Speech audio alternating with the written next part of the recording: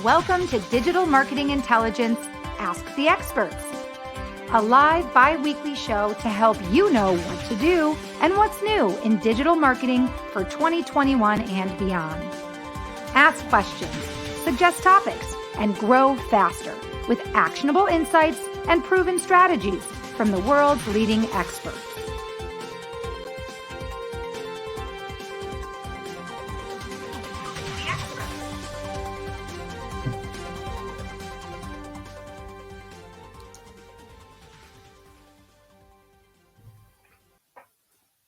Hello, everybody, and welcome to Digital Marketing Intelligence Ask the Experts. My name is Marissa Morgan. I'll be your show host today, and I'm also the Business Development Manager at Engage. On behalf of myself and the entire team behind me, well, not literally, but yes, there is an entire team behind me at Engage. We produce this weekly show. On behalf of everybody, I want to welcome you to today's show. Today's topic, we're talking about social media strategies for 2022. And we may have a little bit of a focus today talking about startups and small businesses. Our guest is a celebrated author. He's a keynote speaker and a social media marketing expert. And he's here with us for the next 45 minutes to provide all of his insights and experience. Be sure to stick around after today's talk with our guest expert. I'll also share with you our Engage digital marketing news of the week. Every single week, we bring to you a tip, a trend, a piece of news in the digital marketing world. And today, it's all about e-commerce. So you're not going to want to miss that. Be sure to stick around for our Engage digital marketing news at the end of today's talk. A quick reminder, if you're not familiar with Engage, what are you waiting for? Our platform is free forever. We offer you over 35 free forever tools to help you grow and scale your business. Today, the world is so competitive in the marketplace, and the best way to retain loyal, happy customers is to improve their customer experience. So after today's show, if you haven't already, check out ngagge.com, where you can find our free forever suite of premium tools to optimize your customer experience and to grow and scale your business. Also, if you're interested in working on creating content, we all know that content is a great way to reach unlimited leads. Live streaming is a big thing right now, and we're offering to help you get your live stream or your podcast off the ground. So if you'd like more information on how to do that, we can help you. Check out www.engagelive.com. We have two different offerings for you. We can either teach you how to do your own live stream, just like ours, on a weekly or monthly basis, or we can do it for you. We can produce it and do it for you. We can even provide you with a moderator or a host like myself if you want to have some sort of an interview style to your live stream. All right, you guys, speaking of live streams, I just got a note that there seems to be an issue on Facebook's end. And right now we are not streaming to Facebook, and it's because of Facebook. Well, thanks a lot, Facebook. I'll say thank you to Facebook, and that's okay because we're really focused right now on LinkedIn Live. And I know many of you are joining us, I see, on LinkedIn Live. So I want to welcome you to today's show. Be sure to drop us a note, a comment, or a question during today's show. We are interactive. We are live right now. And that being said, let me introduce you to today's special guest expert. He is joining us all the way from Irvine, California, a city I know very well and spent a lot of time in not too long ago. His name is Neal Schaffer. If you don't know who Neal is, you need to. Through his marketing agency, PDCA Social, but he's also really going by Neal Schaffer, and you can find more at nealschaffer.com. Neal consults and trains businesses, large and small, through their digital transformation of sales and marketing. And he also helps them develop and execute social media marketing strategies, influencer marketing programs, and social selling initiatives. He also teaches digital media to executives at Rutgers Business School and the Irish Management Institute in Ireland. He teaches at another university in Finland, but I won't even try to pronounce the name of that university. Maybe he can do that when he comes on because Neal speaks many languages, English just being the first one. He's also fluent in Japanese and Mandarin Chinese. And he has been invited to speak about digital media and a plethora of digital media topics on 4 different continents. Three more to go, Neal. And in over a dozen countries, and now on Digital Marketing Intelligence, the series produced by Engage. He is the author of three incredible books on social media. We'll talk about one today called Maximize Your Social. And The Age of Influence is another one that helps educate on the market and why and how every business should leverage the potential of influencer marketing. Please join our conversation. I am broadcasting live from Minneapolis, Minnesota. Neal's on the West Coast bright and early in Irvine, California. And we would love to hear any questions or comments you may have for myself or for Neal. Neal, welcome to our show. Thank you so much for being today's guest expert. Hey, thank you so much for the kind introduction. It's an honor to be here. Well, we're happy to have you. And I know we connected quite a while ago, and we were excited to have you on the show because obviously you have a very, very intense, very well developed, and a background with a lot of experience, not only in consulting, but really helping businesses with their social media marketing strategy, how to come up with it, but also how to implement it. And I know we wanted this conversation to be really off the cuff. So if it's okay with you, I'd love to just fire away some questions for you. Oh, let's do it. Okay. Well, first and foremost, before I get into some of the meat and potatoes of today's talk, I would love to know, and I know our audience would too, just a little bit about what led you to the world of social media marketing and really making that your niche. Sure. So, my background is actually in B2B sales before social media. And I always had a corporate job. And it was really the last downturn, for those that remember, in 2008, 2009. It just at that time, I spent the beginning of my career in Asia. That's why I know those languages. And I was back in the United States. I was in transition for the first time in the United States. And I was leveraging this new tool called LinkedIn to try to find a job, like so many did back then, and so many continue to do. But because of my sales background, I realized that it could become a really, really powerful networking tool. LinkedIn back then, the groups were more like Facebook groups. They were true communities where you could, meet and engage with people. They had their own Quora functionality called LinkedIn Answers, like a Q&A forum, which was great. And I was hyperactive to the point where I began to answer a lot of questions on that Q&A forum and get a lot of great responses. And it was really when I found my job that I decided that I was going to launch a blog so that I could continue to network 24/7 virtually.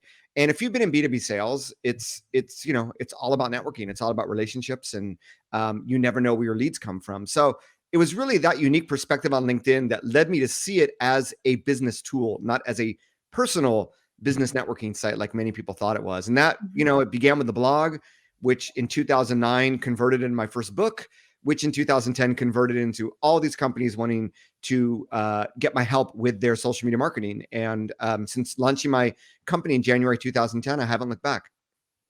Well, I know you've been a busy guy. I mean, 4 continents, that's impressive. 3 books, impressive. And you really have helped a lot of different companies of all sizes with their strategy and the implementation. I think the first question I want to ask you is, can you share some of the problems that you witnessed or experienced through your consulting firm that really prevented companies from being successful at creating their social media strategy, and then the problems that they had really implementing it? Because there's really 2 pieces. There's creating the social media strategy, and then there's the implementation. What were some of the problems that you saw that companies had that prevented them from success?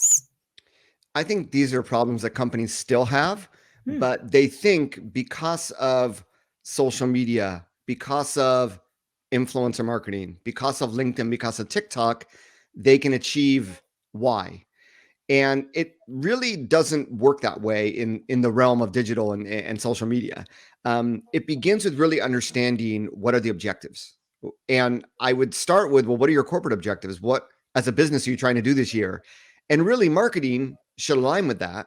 And everything you do in social media from a marketing perspective should align with that as well. So that's really where we begin. And every company is different. If you're a startup or a small business, you probably want to get more visibility.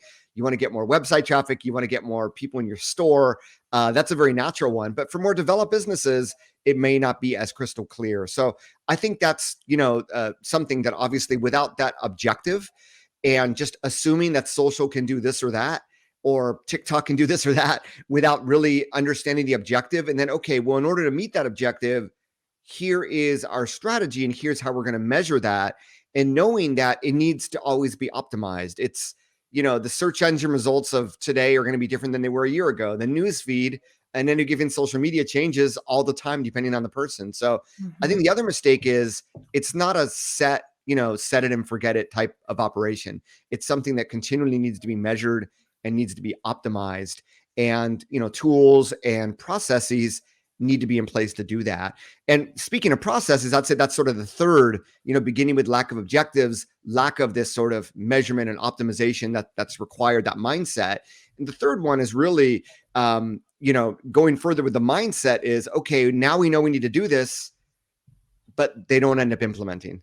And once again, it comes down to process, right? It comes down to, okay, well, in order to achieve this strategy, we need to be active, engaging. And a lot of that comes down to creating content. And that's probably the fourth struggle that companies have in the actual implementation is just not enough content Mhm. in order, or not enough good content in order to be active and truly engaging in social. So I'd say those are the four big areas over the last decade to generalize things, the places where companies normally struggle.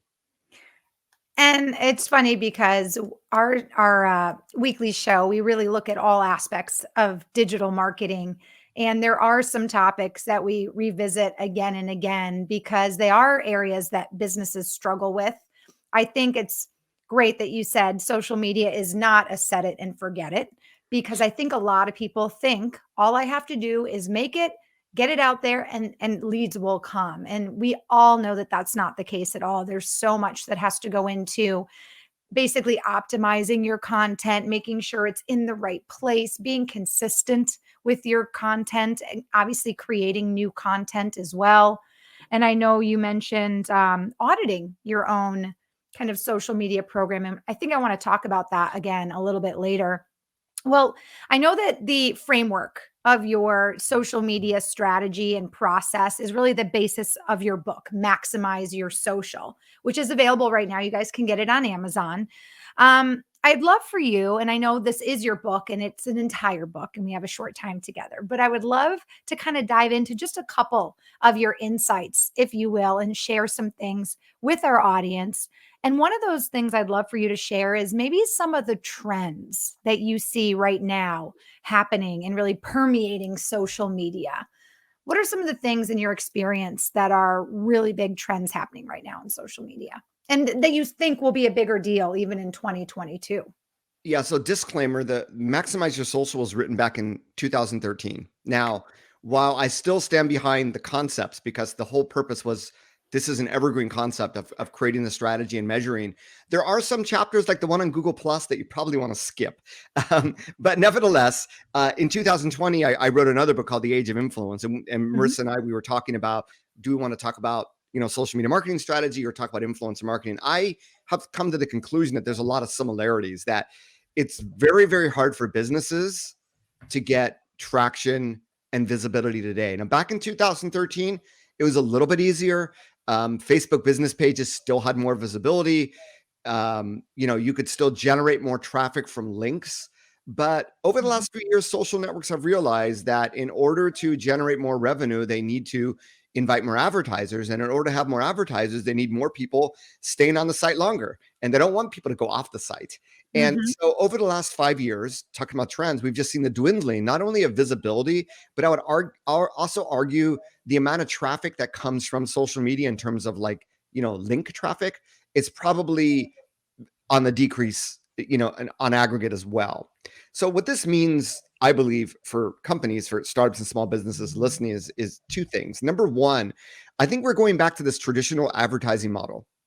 So billboards don't have links on them. Yet if you see a billboard long enough, you're going to go to the store and buy it. And I think we almost need to treat social media the same way.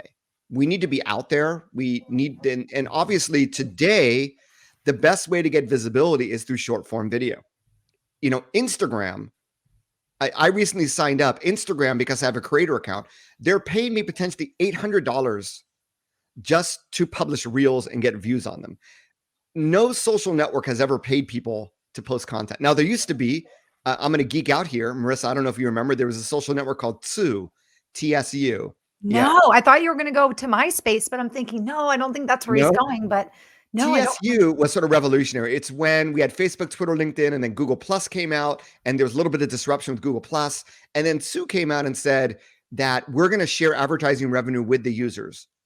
So the more traffic you bring to your profile and your content, the more advertising revenue we get. We're going to share that with you. And that was an interesting concept, which didn't last long. But it was, for a lot of influencers, it was very exciting. But, today it's pretty clear. Social networks need content and they need influencers to create content, and they will pay for that. TikTok actually was the first one to launch this creator fund, which other social networks have now emulated. So that's what it comes down to. And they're not just picking any content. It's short form video. There's so much time spent. If you think about, because I'm a Gen Xer. I don't know about you, Marissa. I don't like to call people on ages, publicly. So, but I'm a Gen Xer, and I can remember all the time we spent watching TV, which over the last 20 years, we had YouTube now competing with that, and Netflix, what have you. But ask a younger generation, and they are probably on TikTok more than they watch TV, in all honesty. And We that is just, how Neal. popular that's how popular short form videos have become. And it's not just Instagram Reels. It's not just TikTok. It's also YouTube. YouTube has YouTube Shorts. That's where the visibility is today. And if you want to get the most visibility in social media, that's the sort of content. And if you can't do short form content, you start with long form content. Love the fact, Marissa, that Engage is providing the ability to manage your live stream. From live stream, you can repurpose video content, because video is going to outperform any other type of content pretty much in social media. So that's a big shift for small businesses and startups. Like, we finally got the hang of social media. We're posting, blog post links, and we're posting photos. It's like, we have to take it one step further. So in parallel, I'll stop talking one more minute, Marissa, but in Oh, no, parallel you're with fine. this You're whole here to trend, talk, Neal. You're good. towards short form video is, when I wrote The Age of Influence, I realized the other way that businesses can get visibility in social media is not through themselves, it's through the voices of others. That if businesses lack the visibility in news feeds, people don't, right? People rule social media. Social media was made for people, not for businesses. So it's in collaborating with people. Now, I'm not talking about, my book, The Age of Influence, isn't about paying millions of dollars to the Kardashians, for a drop on a Instagram reel. It's more of looking at the fact that there's a lot of people that have influence, that someone with 500 followers on Instagram might have more influence than your Instagram business page of 5,000 followers, because of how much visibility their content gets. And when you find people that have very, very niche communities, they don't have to have a lot of followers to have impact for your business. If you're a local business, those are, active people locally that share similar interests. And I go further and say, what about your customers? What about your followers? What about your employees? And I believe that true influencer marketing is reaching out to those that have influence, but ideally those that have some brand affinity with you, of finding those people. And if you don't have people with brand affinity because you're a startup or you're a very small business, social media today is not about advertising or promotion. It's about networking. It's about relationships. It is an incredible place to meet people, right? And just seeding potential influencers with gifts. Just the other day, there's a new, it's called like the Row House. It's a rowing sort of fitness club. Hey, Neal, we'd love to invite you in, no strings attached, come in. Maybe it's like a $60 trial lesson that they're giving away for free. But if I go, I just might post that on Instagram, right? And it's a small price to pay. So the net is, I'd rather you invest money in people than in the big bank accounts of Facebook or Google or LinkedIn. So those are the two things. And I think they go together. My daughter, I have a 16-year-old daughter. She's a junior in high school. She says, Daddy, do you know that most out of the blue, she's like, do you know that most brands now have Gen Z running their TikToks because boomers don't know how to do it? And I have to correct my daughter. She thinks everyone over the age of 30 is a baby boomer. And I have to tell her that, it's not that way. But nevertheless, it's similar. When Snapchat came out, all these brands let all these influencers take over their account, like the Logan Pauls, the Jake Pauls. We're seeing something very similar. It's very hard for businesses, especially for startups and small businesses, to make that sort of content. It's a great time to collaborate with other people.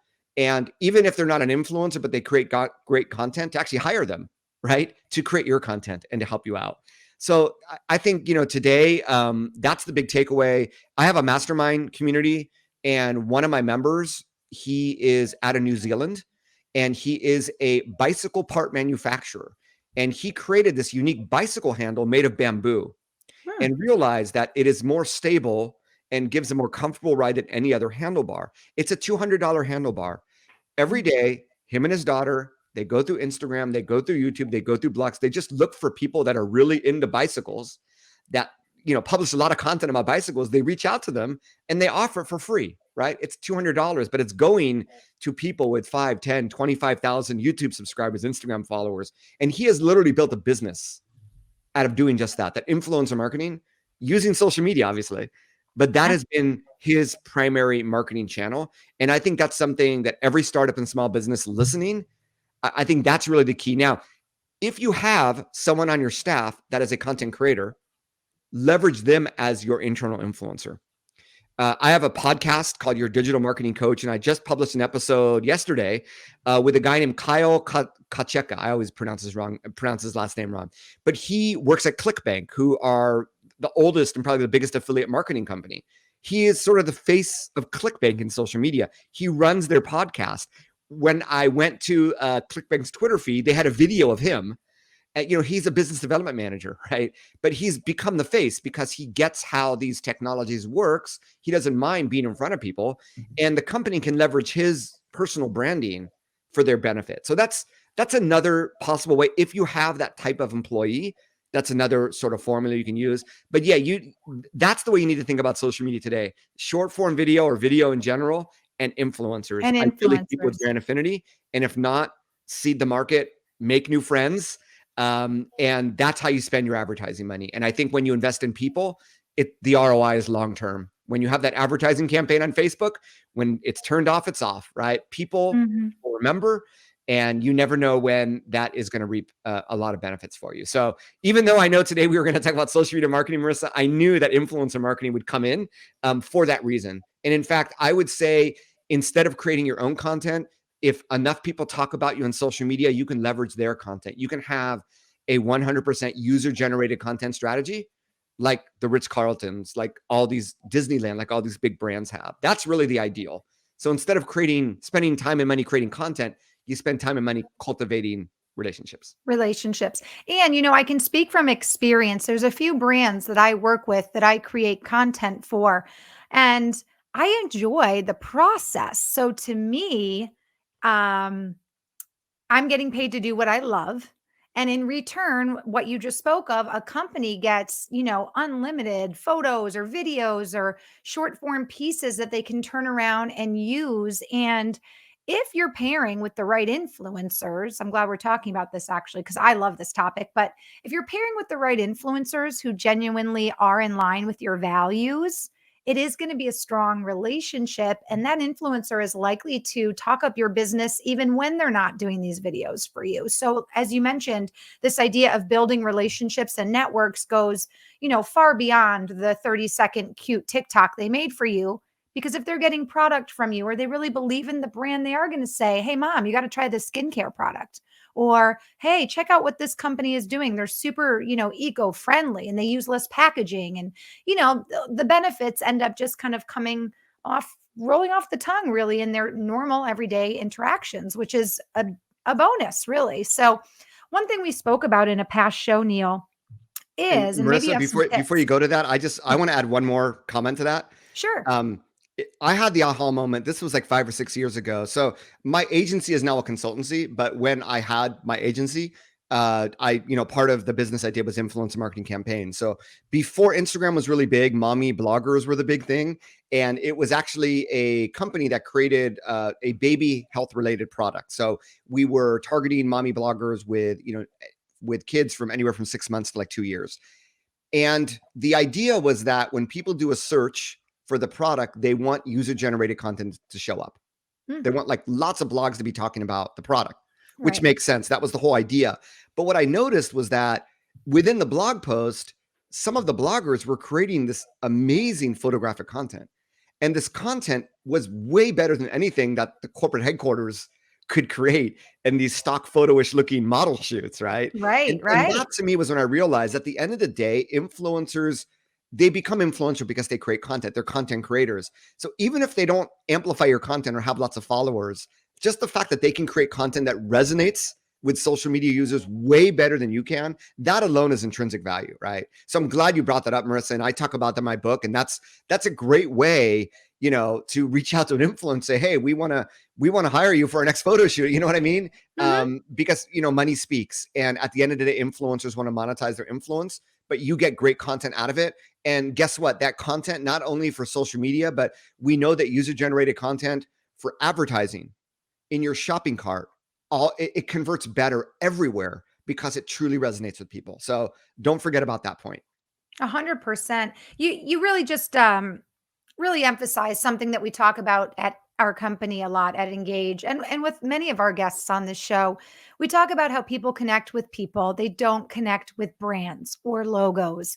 So when you're giving an influencer the power of speech, the power of visuals, the power of creativeness, and that showcased to their community, and your brand happens to be a part of that, it's it's really a win-win on so many different levels. So this is so interesting to me because it's funny if you think about it, Neal. 10 years ago, we would have said, what's a social media? An influencer? Like, say what? And now, I'm not going to lie. I mean, the term is actually thrown around so much. It's almost a little cliche. Sometimes in the news, it's like, oh, social influencer, blah, blah, blah. And I'm like, are they really an influencer or does their boyfriend just take photos of them in the backyard in cute outfits? Hey, I guess that's up for, And their, bought lots of fake followers and fake engagement to prop them yeah, up. And yeah, exactly, yeah. I exactly. hear you. So it's interesting, but hey, there's a lot of people out there who want some validity, so I'm not going to argue with that. It's fine. One thing I'd love to talk about quickly, and you did mention this at the beginning of our show, is this idea that businesses can kind of audit their own social media campaigns or what they have going on in social media. How can businesses audit their own social media programs, Neal? Yeah, so I talk about this now. We're going to go back to maximize your social. And this is one of the first things that I do when I would do a social media strategy consulting project, which is the book is really to help you create your own strategy. But one of the first things I do is, okay, who are your competitors? Right? And you do competitive research. Now, before social media or before the internet, competitive research was really hard to do. You had like, I don't know, Hoovers and DMB and these big like corporate databases that did not tell you much information. But with social media, what's really fascinating is we can see what content, everything that our competitors are publishing, we can see who they engage with, we can see who they follow, we can see who follows them. So there's a treasure trove of information. And I start there because I want to know, I believe in the concept of standing on the shoulders of giants. Don't reinvent the wheel, right? If you are a newcomer in a well established industry, and we have 10 competitors, that's 10 VPs of marketing, that's 10 budgets that have already been spent trying to figure out where your customers are. And therefore, if they're not on Pinterest, don't go on Pinterest. But if Mm, all of them are on mhm, LinkedIn and that's where they have their most followers, you probably got to strategically, be there too. So mhm. just in terms of which social network to be on, that is one very, very strong signal that I look at. In terms of content, that's another strong. So what are our competitors publishing? And we can see what type of content do they get a lot of engagement on, right? And these become KPIs. These become sort of like baseline metrics because we want to outperform them. Now, one metric I use like number of followers. So, if we're new and they have 10,000 followers, we have 100 followers, we're never going to get to 10,000 overnight. But can we at least increase our follower growth rate? Can we increase faster than they can? Probably, right? Can we get more average engagement per post, for instance? So these are things, and really at the end of 3, 6, 9, 12 months, you want to be positioned where at least from your social media metrics perspective, you are doing as good as your competitors. That's really the idea here. And it shows with the metrics. But the other reason why the audit's so important is you need to understand what content resonates with people. This is never ending, right? What Mhm. days of the week, what times of the day, what content formats, what content subject, all these different things. And the algorithm is always changing. Sometimes, over the course of the last decade, there was a time when Facebook really pushed photos in the feed, and then they just pushed Mhm. status updates. And then they push live stream and everything out of notification, and now you don't see those notifications anymore. So it's sort of all over the place, and that affects things. And that's why it's really important, just like SEO, that you need to be constantly monitoring this and always putting your best foot forward to get the maximum visibility and the maximum engagement and the maximum traffic for your content. That's a really good point that you just brought up, Neal, because I think that's one thing, even from a personal place or personal standpoint, that people struggle with is constantly understanding how the changes are affecting their visibility. So you can imagine that's a huge thing for companies as well. I have actually found that often if I just Google, like changes on Instagram or how do I do this on Instagram now, there's so many great tutorials, which is very, very helpful just from a personal standpoint. So I think this is even more of a reason, kind of going back to the influencer thing, that companies get so much when they do invest in the influencer type of programming, because many of these influencers are now doing this for a living. So they are so well versed whenever changes are happening. They are on top of the trends, so that there is really there's no lag time for influencers. I mean, they take it very seriously, and that can ultimately save a company a lot of time and resources as well. Their experience and their wisdom.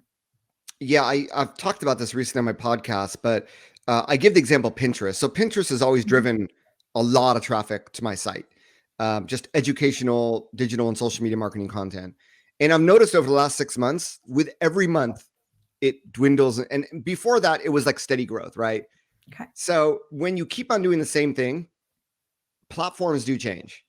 And what's happened over the course of 6 months is Pinterest is emphasizing more video pins Mhm. as well as content from the creators of story pins, or idea pins is what they call them. And if I was like this Pinterest guru, right, I would have known that, right? And I would have been able to see that and start to create this other stuff. But that's sort of what happens. We're in this really interesting period where all the social networks are really mixing things up, trying to Mhm. survive. Twitter with Twitter Spaces, and like the tip jar.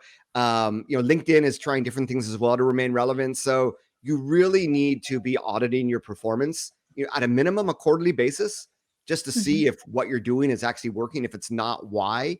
And that's where you begin to uncover a lot of aha moments that can really help skyrocket what you do. So now if I start doing idea pins, video pins, I know I'm going to be way ahead of the pack, because most companies still aren't there, because these are newer forms of content that they're not Mhm. used to creating on Pinterest, for example. Mhm. Very, very nice. Neal, I would love to share with our audience where they can connect with you, because I think that you have so much to offer in the way of, coaching and strategy, author of 3 books. Are you open to our audience connecting with you on LinkedIn? Oh, absolutely. You guys can find Neal at Neal Schaffer, Nealschaffer. And then what can our audience find at nealschaffer.com? So I have a blog that I have been cultivating since 2008. Mhm. There's almost 450 blog posts about anything and everything social and digital media marketing, currently publishing 4 posts a week. So there's a lot of content, a lot of free stuff that you can get there. It's also, the main way that I help businesses is through a fractional CMO consulting service that I offer, as well as this mastermind called Digital First. So you can find out more about that there. And you can also actually, if you go to podcast.nealschaffer.com, or just click on the podcast menu item, you can get to my Your Digital Marketing Coach podcast, which also has like over 200 episodes, Mhm. and a lot of interviews with thought leaders as well, where you can find a lot of great information. So I think just by going through my sites, you can get quite the free education on a lot of things. And yeah, I mean, obviously, if you have anything above and beyond that, or anything I talked about you'd like to ask me about, connect with me on LinkedIn and let's have a conversation. I love it.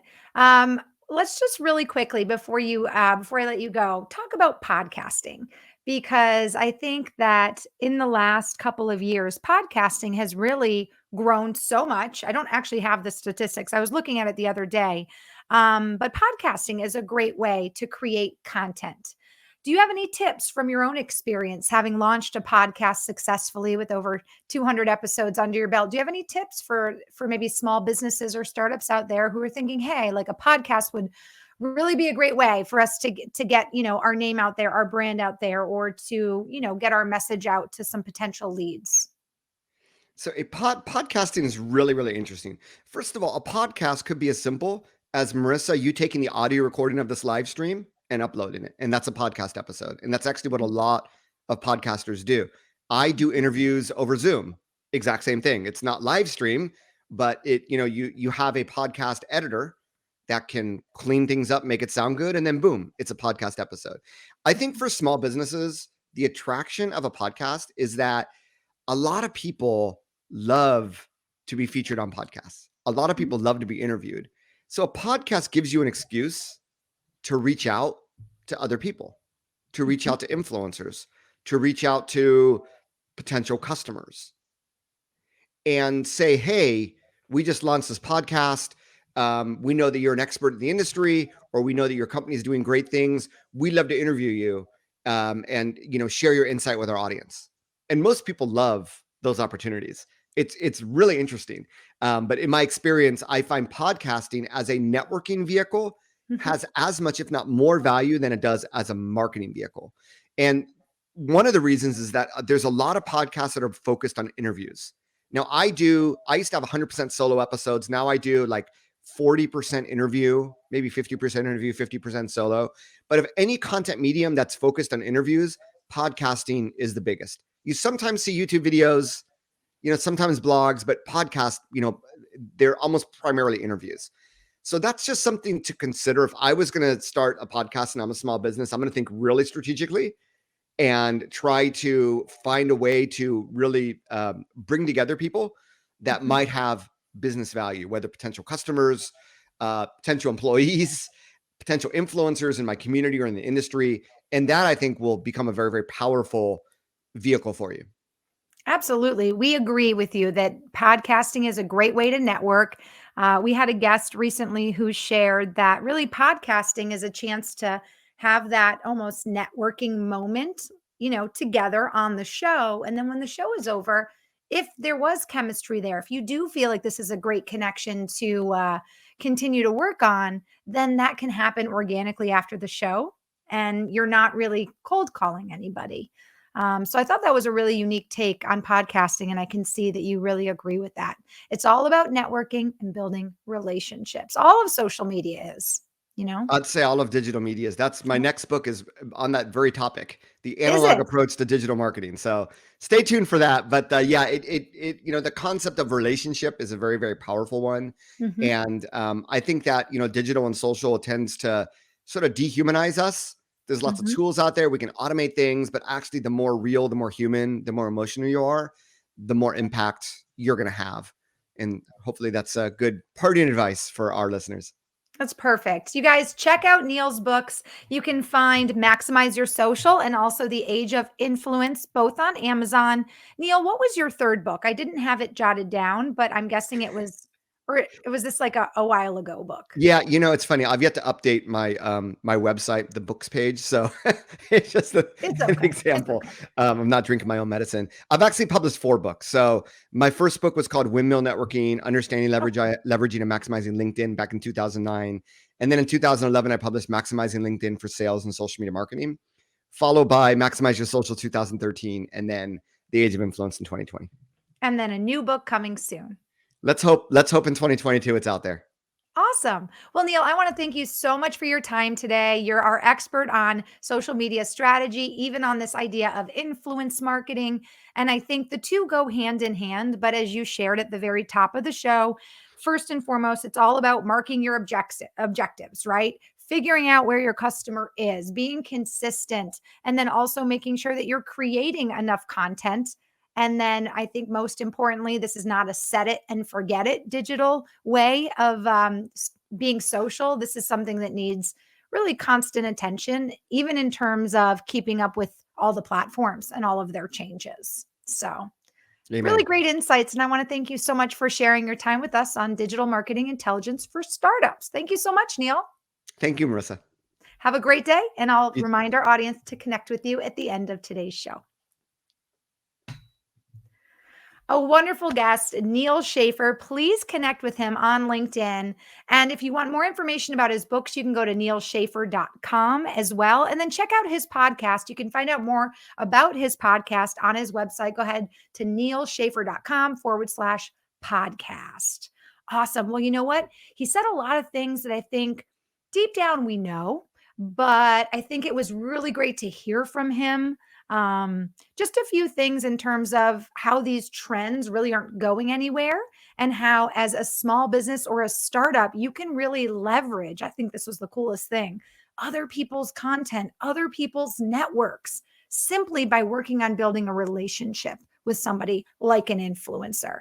Such a cool thing that he pointed out this idea, too, that at the end of the day, he sees better artwork and better photos, right, of certain products and services and things coming from influencers compared to some of the stuff that marketing companies are coming up with. I think that's just that right there. A million, what do they say? A photo is worth a million words or whatever. That example was a prime example of why, if you are a small company or a startup, you should definitely really work to create an influencer type of strategy for your business or your service. Just make sure, as we always say, to be consistent and always kind of check yourself by auditing your programs. Well, guys, I have just a few more minutes with you, so I do want to share with you our Engage news of the week. And this week, it's all about e-commerce. So, our news of the week this week is Forrester Consulting recently released a study uncovering insights from more than 220 e-commerce leaders on social commerce strategies. Social commerce, which encourages the discovery and purchase of products via social media channels, is expected to grow at 31.4% compound annual growth rate between 2020 and 2027. So if you're in the world of e-commerce, now is the time to take Neal's advice, because this is a trend that is going to continue to grow.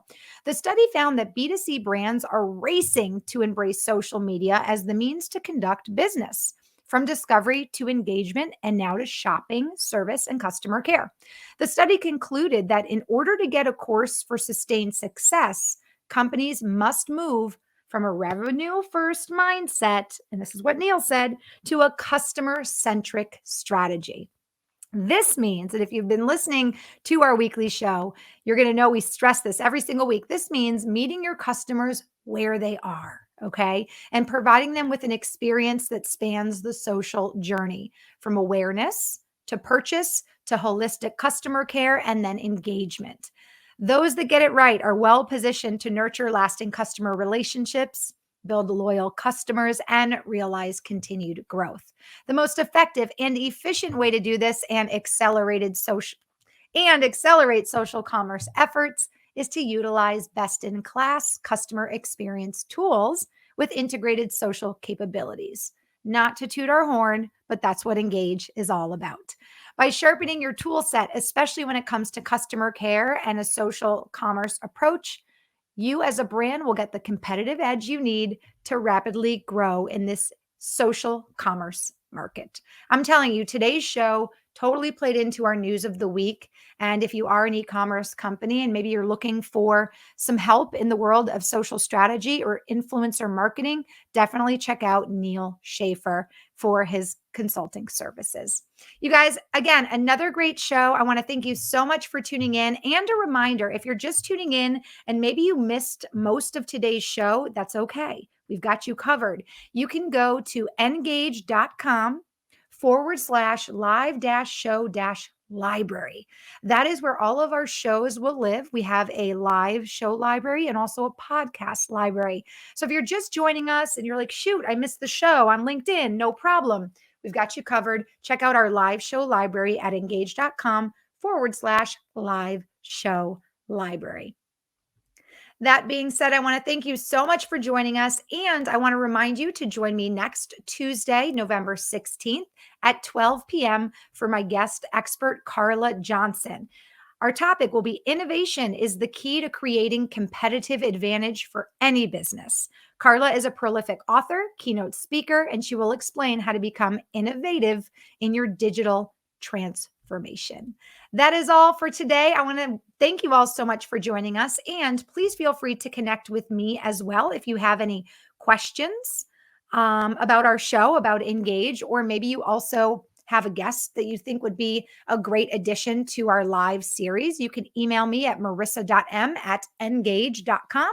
And you can connect with me on LinkedIn at the Marissa Morgan on LinkedIn. Last reminder to connect with our company, Engage. Help us build our fan base, help us build our followers on LinkedIn. We can all admit that building a company page online is a lot harder than building a personal page, but there are benefits to just following us on LinkedIn.